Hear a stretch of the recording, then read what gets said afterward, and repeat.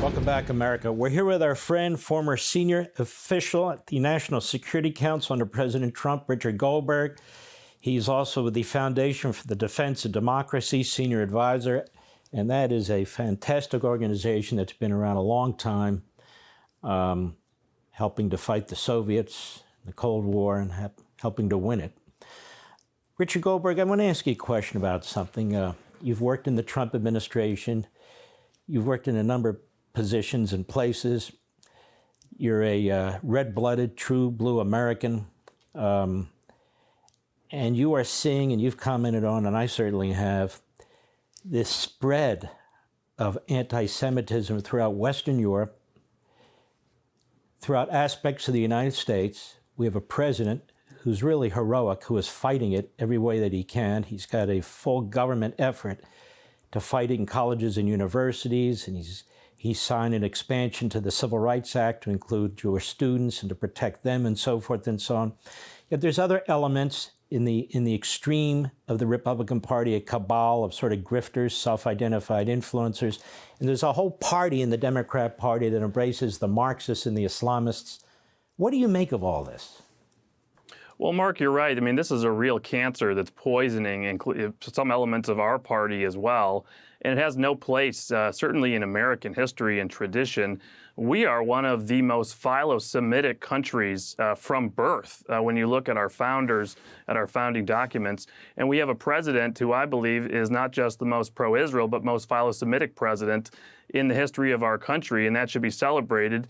And the polling shows that most Americans do celebrate that.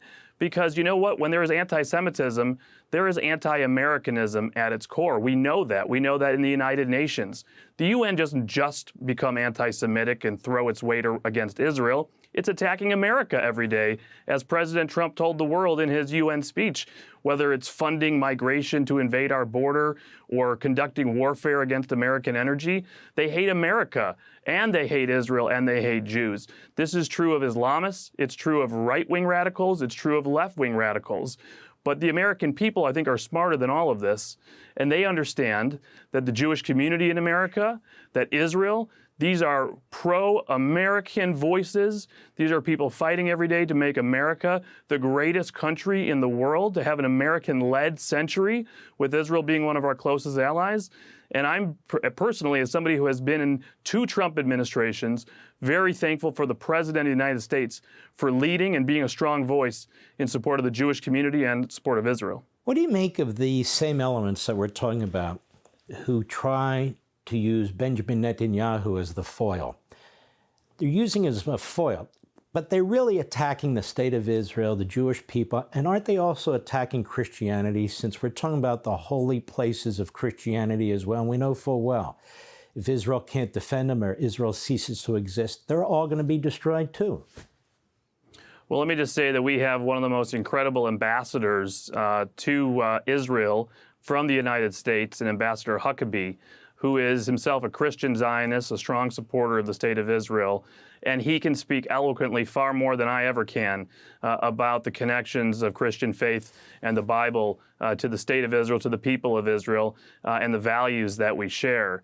But I think more importantly to me, there is a national interest at stake in understanding that people who are trying to undermine our relationship with Israel are working against our national interest.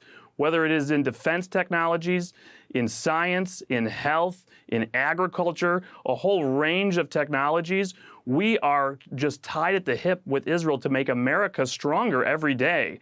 The value that we get out of our relationship with Israel is so strong, and it's seen across the world, and it's feared across the world by our shared enemies. And it's my view, Richard Goldberg, that if Israel didn't exist, all the other countries in the Middle East, all of which are dictatorships, they'd fall in line behind China and Russia, maybe even Iran. They'd have no reason to be associated with the United States. They'd have no ties to a Judeo-Christian nation like ours.